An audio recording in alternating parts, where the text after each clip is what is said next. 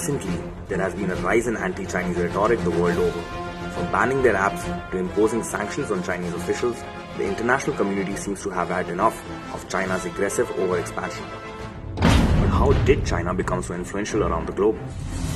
Let's take a look at China's model of debt trap diplomacy and how it uses infrastructure to make countries dependent on itself. Sri Lanka is one of the best examples of how China uses infrastructure to expand its influence. China has been pumping millions of dollars into construction projects in the island nation. However, when Sri Lanka was unable to pay off the debts they owed to China, they had no other choice but to lease their Hambantota port to China for 99 years.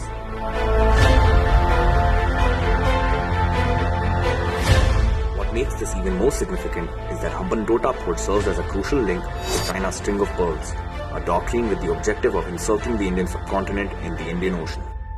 Needless to say, our other neighbor Pakistan has completely sold itself to China and will remain in Beijing's debt trap for decades to come.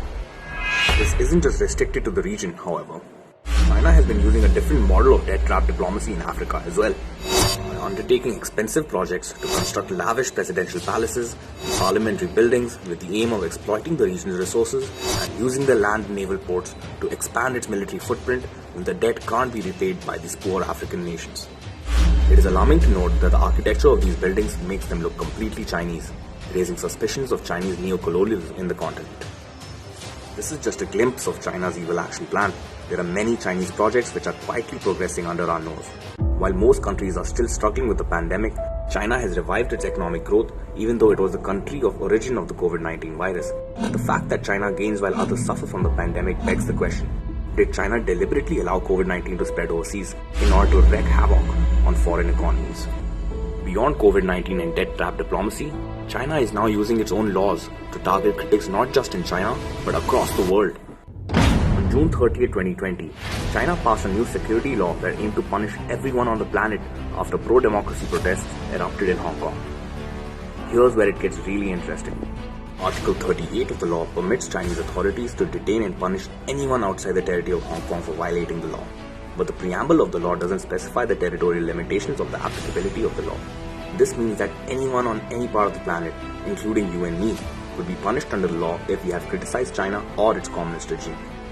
Draconian as it is, the law provides the Chinese government extensive powers it never enjoyed before to shape life in territories far beyond its borders. With the enactment of Article 38, China's nefarious plans have been exposed in front of the world. China has made its intentions very clear. First, Chinese PLA troops clashed with the Indian army, leading to the first cross-border casualties since the 1962 war. Second, they passed a national security law to suppress political agitation not just in Hong Kong but across the world. Third, China passed a law making it mandatory for Chinese companies to share their data with China and deemed such information as intelligence. This is exactly why the Modi government banned 59 Chinese apps including the popular TikTok, UC Browser and Weibo for data privacy concerns. As per the reports, TikTok is expected to face losses of up to a massive $6 billion. The boycott of China has not only been restricted to the digital world, but also on product imports, investments and deals. Hero Cycles has cancelled business plans worth 900 crores with Chinese companies. Similarly, Prestige decided to stop importing from China.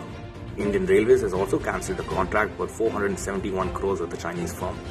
It is heartening to know that after decades of suspicion by Western analysts, India has been the first to finally stand up to China. From sending the PLA back with a bloody nose at Galwan Valley to banning Chinese apps that were used to funnel our private data, the Modi government has started poking holes in China's sinister agenda to dominate the world. This has inspired nations like the US, UK and Australia to also put their foot down against China, from exploring their own ban on TikTok, removing Huawei from their 5G auctions, to sending naval fleets to the South China Sea. There is a global movement against Chinese aggression and India is spearheading it all.